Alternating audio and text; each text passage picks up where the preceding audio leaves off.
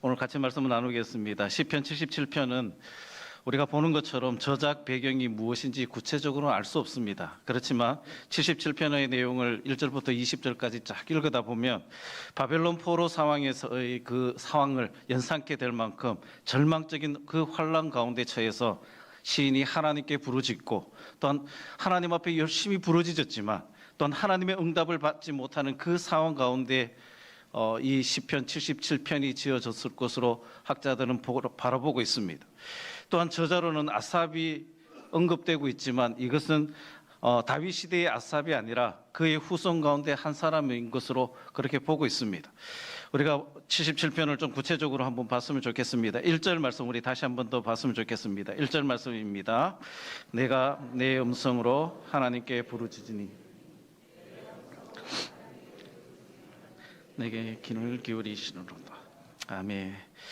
이는 단순한 고백이 아닙니다. 하나님 앞에 부르짖고 또한 부르짖고 하나님이 귀를 기울이신다는 것, 그냥 단순한 고백 속에 하나님 앞에 기도했다라는 것이 아닙니다. 시인은 자신이 지금까지 하나님 앞에 어려움 속에 절망 가운데 기도했지만 하나님의 응답은 전혀 없고 오히려 그의 삶 속에는 더 밤중과 같은 고난이 계속되었다라는 그 고백입니다. 그렇지만 하나님 앞에 부르짖었지만 하나님의 응답이 없고 내 상황은 나아진 것이 아니라 더 힘들어진 그 상황 속이지만 그래도 하나님 앞에 기도하는 것을 멈추지 않겠다라는 시인의 다짐이 여기에 나타나 있는 겁니다. 계속해서 기도하다 보면 언젠가는 하나님께서 자신의 기도에 응답하실 것이라는 그 믿음으로 고백하고 있는 내용입니다. 여기서 음성으로 번역된 것은 크게 소리를 높인다라는 겁니다. 단순한 음성으로 하나님 앞에 기도하는 것이 아니라 하나님 앞에 기도해도 하나님의 응답이 없으니까 여기서 멈추는 것이 아니라 더 크게 하나님 앞에 부르짖는 것을 이야기하고 있습니다. 시인은 지금까지 하나님께서 자신의 기도에 응답하지 않았지만 자신이 더 큰 소리로 더 간절하게 하나님 앞에 기도하면 하나님이 응답하실 것을 믿고 다짐하고 있는 것입니다. 우리는 시인이 현재 어떤 일로 절망적인 상황에 처해 있는지는 알 수는 없습니다. 다만 우리가 알 수 있는 것은 시인이 스스로는 도저히 해결할 수 없는 아주 절망적인 그 상황에 처하여 있다는 것뿐입니다. 또 하나님께서 시인의 기도에 침묵하셨다는 겁니다. 그런데도 시인은 포기하지 않고 끝까지 하나님께 부르짖을 것이라는 그 의지를 나타내고 있습니다. 대부분의 사람들은 하나님 앞에 기도를 합니다. 기도에 대한 응답이 속히 임하지 않으면 실망하게 됩니다. 내가 열심히 기도했는데 40일 작정하고 기도했는데 새벽마다 하나님 앞에 부르짖었는데 금요일마다 하나님 앞에 부르짖었는데 하나님의 응답이 없으면 우리는 실망합니다. 왜입니까? 자신의 기도가 헛사로 돌아갈 것이라고 생각하고 고민하고 있기 때문에 실망하고 좌절합니다. 시인도 그러한 고민 가운데 놓여 있었던 것 같습니다. 오늘 읽진 않았지만 7절부터 시작해서 쭉 이하의 말씀에 보면 하나님의 응답이 없음으로 인해서 시인에게 찾아온 그 고민들이 나타나고 있습니다. 제가 한번 읽어드리도록 하겠습니다. 7절부터 읽어드리겠습니다. 그들로 그들의 소망을 하나님께 두며 하나님께서 죄송합니다. 78절을 읽었습니다. 주께서 영원히 버리실까? 다시는 은혜를 베풀지 아니하실까? 그의 인자하심은 영원히 끝났는가? 그의 약속하심 또 영구히 폐하였는가? 하나님이 그가 베푸신 은혜를 잊으셨는가? 노하심으로 그가 베푸실 긍휼을 그치셨는가 하였나이다. 시인 또 하나님 앞에 기도했지만 하나님의 응답이 없으니까 하나님의 은혜가 멈추었는가? 하나님이 나에게 긍휼 베푸시는 것을 잊어버리셨는가? 얼마나 고민되었겠습니까? 좌절 속에 실망 속에 빠질 수 있었지만 그러나 시인은 그러한 고민을 하면서도 하나님 앞에 더 큰 소리로 부르짖으면 하나님께서 자신의 기도에 응답하실 것이라는 그런 믿음을 가지고 계속해서 하나님 앞에 기도하겠다라고 말씀하고 있는 겁니다. 이것이 오늘 우리가 가져야 될 기도의 자세입니다. 기도는 한 번 하고 끝나는 것이 아닙니다. 우리가 정한 시간까지 기도하고 멈추는 것이 아닙니다. 기도는 끈질김이 있어야 됩니다. 하나님이 응답하실 때까지 기도하는 것입니다. 오늘 내가 이만큼 기도했으면 하나님이 기도했는데 하나님의 응답이 없으면 내일은 조금 더 많이 기도하고 오늘은 작은 소리로 기도했으면 하나님의 응답이 없다면 더 큰 소리로 기도하고 하나님 앞에 매달리며 끊임없이 기도하는 그 자세, 오늘 시인이 우리에게 보여주고 있는 그 자세가 바로 이겁니다. 절망 가운데, 힘든 가운데, 어려운 가운데 하나님 앞에 부르짖으며 나아갔지만 하나님의 응답이 없을 때 멈추고 좌절하는 것이 아니라 고민은 되지만 그래도 하나님이 응답하실 것을 믿고 끝까지 더 크게 부르짖겠다라고 다짐하고 있는 이 자세, 오늘 저와 여러분들이 가져야 될 그 자세인 줄 믿습니다. 하나님의 응답이 당장에 없다고 해서 기도를 포기해서는 안 됩니다. 기도는 하나님이 응답이 있을 때까지 끈질기게 기도하는 겁니다.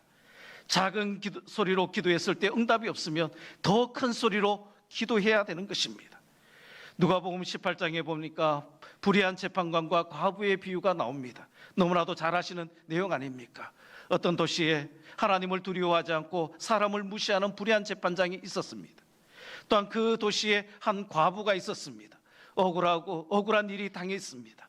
그 억울한 일을 풀어달라고 재판관에게 찾아갔지만 재판관은 그 과부의 소원을 들어주지 않습니다. 과부가 포기합니까? 실망하고 돌아와 버립니까? 날이면 날마다 그 재판장에게 찾아가서 자기의 억울함을 호소합니다. 풀어달라고 끊임없이 이야기합니다. 불의한 재판장은 어떻게 합니까? 귀찮아서, 정의를 세우기 위해서가 아니라, 자기의 직무를 감당하기 위해서가 아니라 이 과부가 매일같이 찾아오는 것 때문에 그것을 귀찮아해서 할 수 없이 과부의 소원을 들어줍니다. 예수님은 이 비유 끝에 이렇게 말씀합니다. 누가복음 18장 7절과 8절 말씀입니다. 우리 같이 한번 보도록 하겠습니다. 시작.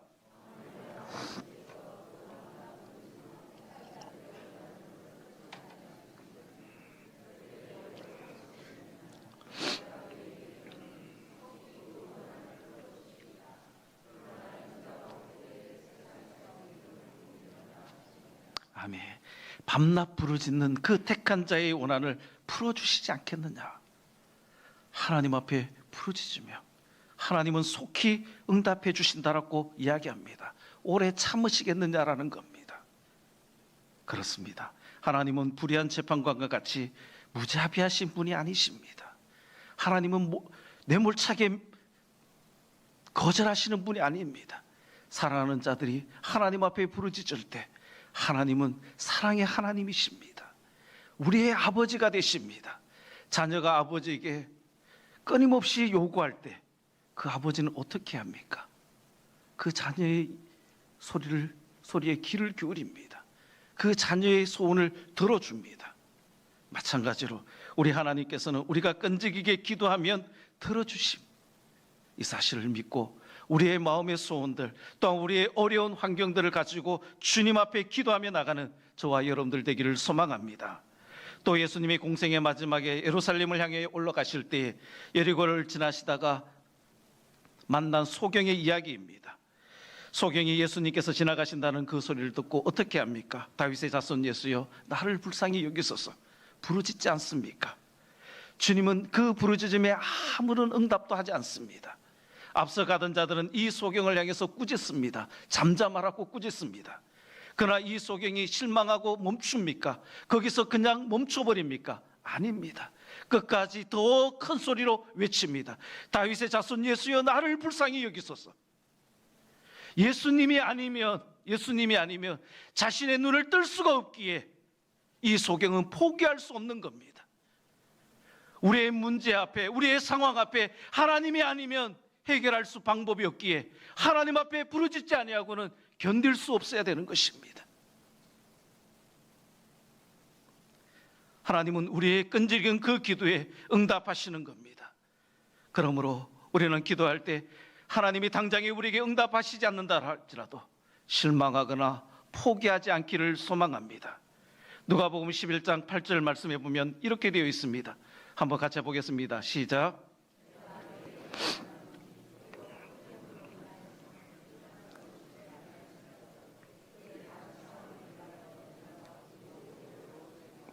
아멘. 그의 간청함을 인하여 하나님이 우리의 간절함을 인하여 끊임없이 부르짖는 그 부르짖음을 인하여 하나님이 응답하신다라는 사실입니다. 그렇습니다. 하나님의 응답이 있기까지 부르짖고 또 부르짖는 저와 여러분들 되기를 소망합니다. 그래서 마침내 하나님이 우리에게 응답하시는 그 축복을 누리는 저와 여러분들 다 되기를 소망합니다. 2절 말씀입니다. 우리 2절 말씀 같이 보도록 하겠습니다.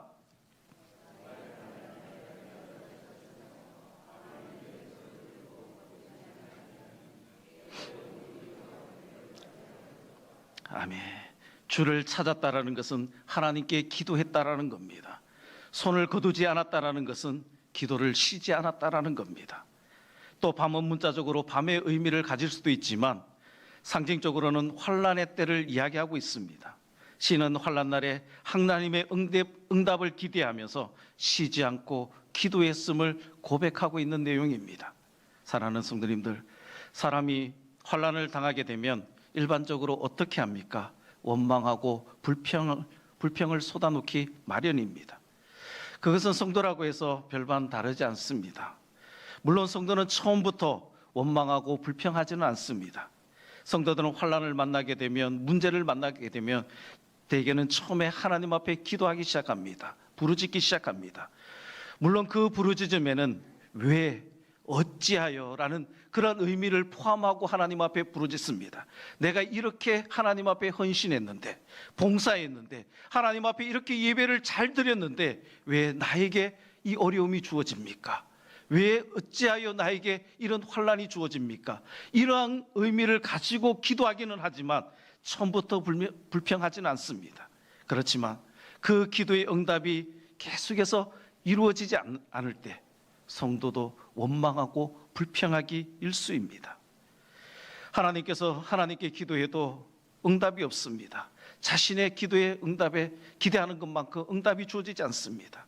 그럴 때 성도도, 믿음이 좋은 사람도 기도를 중단하고 하나님을 향해서 원망하고 불평하는 그런 모습들을 우리는 보게 됩니다.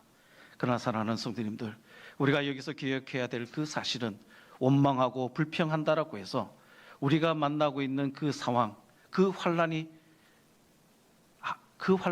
아무런 도움이 되지 않는다라는 사실입니다. 사람이 스스로 당면한 그 상황을 극복할 수 없다면 그것을 하나님의 방법으로 풀어야 됩니다. 그런데 당장에 없다고 해서, 응답이 없다고 해서 하나님을 향해서 원망하고 불평하면 무엇이 유익하겠습니까? 불평하고 원망한다고 해서 하나님이 응답하시겠습니까? 오히려 하나님이 진노하시는 것밖에는 더 없습니다. 환난의 날에 원망과 불평은 유익이 되기보다는 오히려 더 해가 된다라는 사실입니다. 출애굽한 이스라엘 백성들의 모습을 한번 보시기 바랍니다. 그들은 광야 생활 속에서 참 많은 어려움을 겪었습니다. 하나님의 은혜를 가장 많이 누렸고 또한 하나님의 응답을 가장 많이 받은 그 광야 세대의 사람들이지만 아이러니하게도 가장 많은 불평과 원망을 했다라는 사실입니다. 그런데 그들의 불평과 원망 속에 무엇이 유익했습니까? 그들 속에는 진노밖에는 없었다라는 겁니다. 하나님이 모든 것을 채워주셨고 모든 것을 주셨지만 그들이 끊임없이 하나님 앞에 불평하고 원망했을 때 결국에는 하나님이 약속하시는 가나안 땅에 들어가지 못하고 광야에서 다 멸망하는 그러한 진노밖에는 그들에게 없었다라는 겁니다. 그러므로 우리는 환난 날에 하나님의 응답이 지체된다라고 해서 원망하고 불평하는 그러한 모습이 아니라 도리어 참고 인내하며 더욱더 하나님 앞에 기도하는 저와 여러분들의 삶이 되어지기를 소망합니다. 성경학자인 매튜 헬리라는 사람이 있습니다. 이 사람은 이렇게 이야기합니다. 환난 날은 기도의 날이 되어야 한다라고 이야기합니다. 우리에게 환난 날은 원망하고 불평하는 그런 날이 아니라, 고민하는 그런 날이 아니라 그 환난과 어려움을 가지고 주님 앞에 나가 기도하는 날이 되어야 한다라고 이야기하고 있습니다. 성도에게 있어서 환난 날은 기도하는 날이 되어야 되는 것입니다. 하나님이 성도에게 환난을 주시는 것은 하나님께 기도하도록 하기 위함인지도 모릅니다. 그리고 환난 날에 응답을 지체하시는 것은 우리로 환난을 통해서 더욱더 기도하는 법을 배우도록 하기 위함인지도 모릅니다. 하나님, 기도의 응답은 하나님의 약속입니다. 하나님 앞에 부르짖고 하나님 앞에 구하기만 하면 하나님은 응답하시겠다고 약속하고 있습니다. 어려운 문제가 있습니까? 힘든 일이 있습니까? 또한 환난 가운데 있습니까? 그 속에 우리는 원망하고 불평하는 것이 아니라 그 모든 것을 가지고 하나님 앞에 부르짖어야 하는 것입니다. 이사야서 41장 17절 말씀에 보면 이렇게 되어 있습니다. 우리 같이 한번 보도록 하겠습니다. 시작.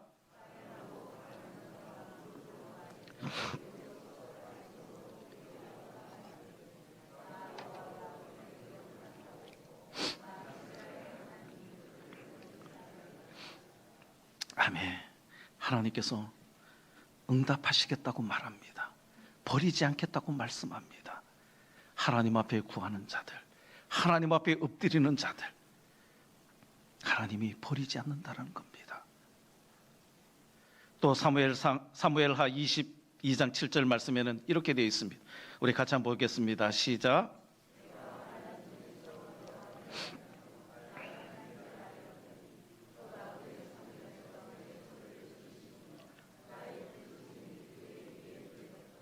아멘.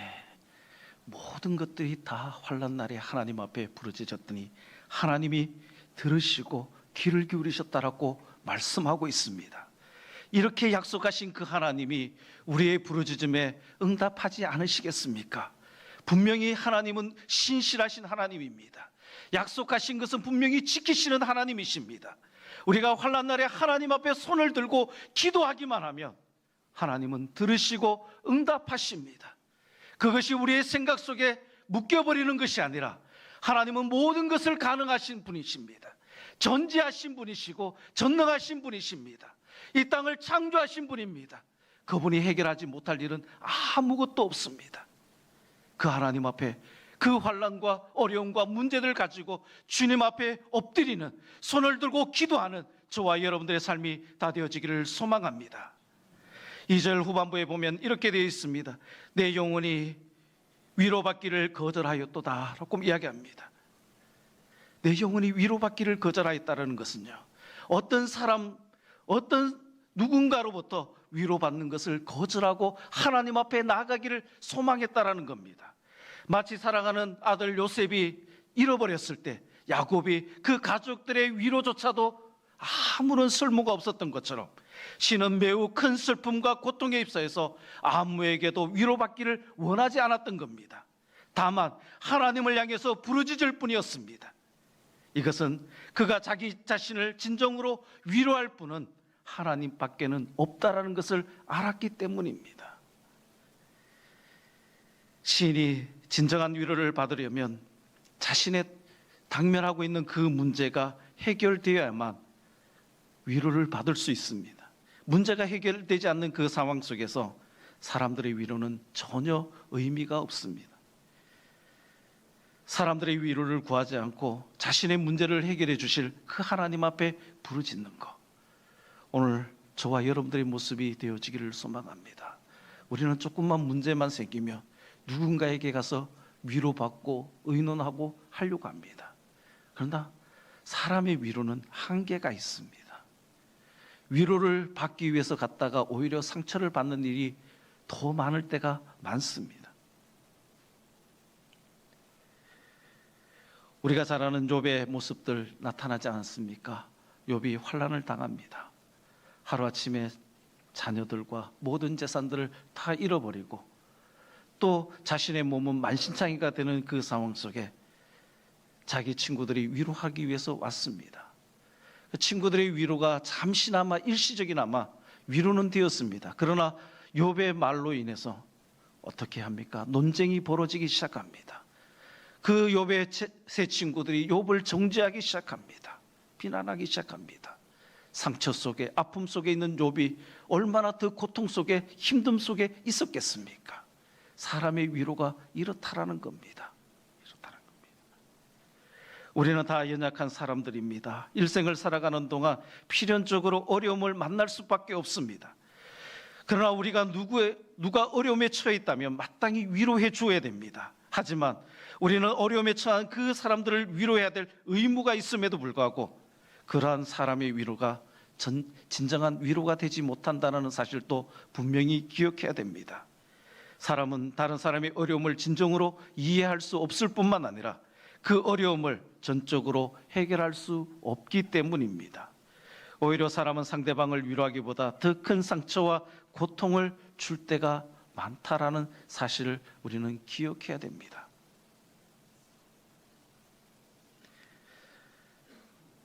사람의 위로는 진정한 위로를 줄 수 없습니다. 잘못하면 도리어 해가 될 수도 있는 것이 사람의 위로입니다. 그러므로 사랑하는 성도님들, 우리가 어려움에 처하여서 위로가 필요할 때는 누구를 향해서 위로를 받기를 원하는 것이 아니라 하나님 앞에 나아가는 저와 여러분들 되기를 소망합니다. 우리의 문제를 누구보다도 더 잘 아시는 주님, 우리의 마음을 누구보다도 더 잘 아시는 주님, 우리의 상황을 어떤 누구보다도 더 잘 알고 계시는 그 주님, 그 문제를 능히 해결해 주실 그 주님 앞에 나아가서 진정한 위로를 받기를 소망합니다. 사도 바울은 그것을 분명히 알았습니다. 고린도후서 1장 3절과 4절의 말씀에 분명히 우리에게 그렇게 말씀하고 있습니다. 고린도후서 1장 3절 4절 말씀 우리 같이 한번 보도록 하겠습니다. 시작.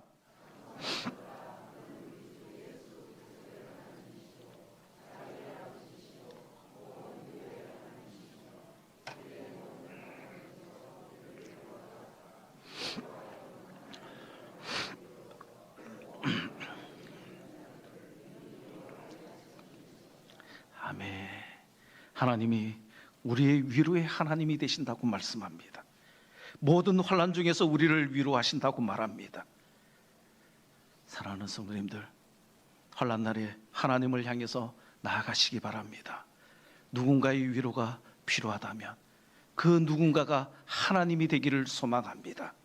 사람의 위로는 잠시는 위로가 되지만 진정한 위로가 되지 못한다라는 그 사실을 분명히 기억하고 하나님의 위로를 마음껏 체험하는 저와 여러분들 다 되기를 소망합니다.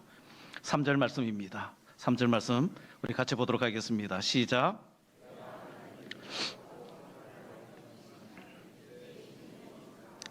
아멘. 일반적으로 우리 성도님들 어떻게 생각하십니까? 하나님을 생각하면 불안하십니까?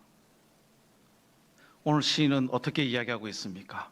내가 하나님을 기억하고 불안하여 근심하니 내 심령이 상하였다. 하나님을 생각하고 기억한다는 것은 생각한다는 거 아닙니까? 오늘 우리 성도님들은 하나님을 생각하면 마음이 안정이 주어져야 되고 평안이 주어져야 되고 힘이 솟아나야 되는데 오늘 시인은 그것이 아니라 불안하고 고통 속에 마음이 상했다라고 이야기하고 있습니다. 뭡니까? 신이 하나님을 생각할 때 불안하고 근심하고 심령이 상했다는 것은 뭡니까? 하나님 앞에 계속해서 기도했음에도 불구하고 하나님이 침묵하셨기 때문에 불안해하는 모습입니다. 하나님이 침묵에도 불구하고 하나님을 믿고 기도하기는 하였지만 하나님의 그 계속되는 침묵이 이 시인의 그 마음속에 불안하게 만들어가는 겁니다. 불안하여라는 것은요, 동요하다라는 겁니다. 소란하다는 겁니다. 우리의 마음이 동요되어지고 소란해지는 겁니다. 하나님의 오랜 침묵으로 인해서 하나님에 대한 시인의 믿음이 흔들렸음을 나타내고 있습니다. 시인은 하나님의 침묵으로 인해서 하나님에 대해서 확신하지 못하고 마음의 의심을 가지기 시작합니다. 그 결과 마음에 근심하게 되었다라고 이야기하고 있습니다. 하나님에 대한 확신이 있는 사람은 마음에 근심하지 않습니다. 왜냐하면 하나님이 자신을 지키시고 보호하시고 구원하실 것을 믿기 때문입니다. 내가 어떤 형편 속에 어떤 상황 속에 놓여 있든지 하나님은 나와 함께 하시며 나를 지키시며 나를 인도하실 것을 굳게 믿기 때문에 근심하지 않습니다. 불안한 것은요, 하나님을 의심하기 때문입니다. 내가 이 환난 속에 있을 때, 내가 하나님 앞에 부르짖으며 기도하며 나갈 때 하나님이 나와 함께 하실까? 하나님이 나에게 은혜를 베풀어 주실까? 불안하고 있는 모습입니다. 하나님에 대해서 의심하게 되면 자신의 장래를 알 수 없기 때문에 근심하게 마련입니다. 이러한 마음의 근심은 심령을 상하게 할 정도로 그렇게 나타나고 있습니다. 몸에 상처, 작은 상처가 나면 쓰라리고 아픕니다. 그것 때문에 조금 심하면 잠을 잘 수가 없습니다.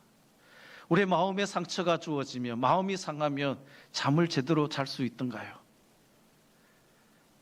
밤을 지샐 때가 참 많지 않습니까? 그래서 시인은 4절에서 이렇게 이야기하고 있습니다. 주께서 내 눈을 붙이지 못하게 하시니 내가 괴로워 말할 수 없나이다 라고 고백하고 있습니다. 잠을 이루지 못하는 것은 하나님 때문이 아니라 바로 자신의 마음속에서부터 일어나고 있는 의심 때문에 잠을 이루지 못하고 있는 겁니다. 우리는 여기서 의심이 얼마나 무섭고 우리에게 해로운 것인지 확인할 수가 있습니다.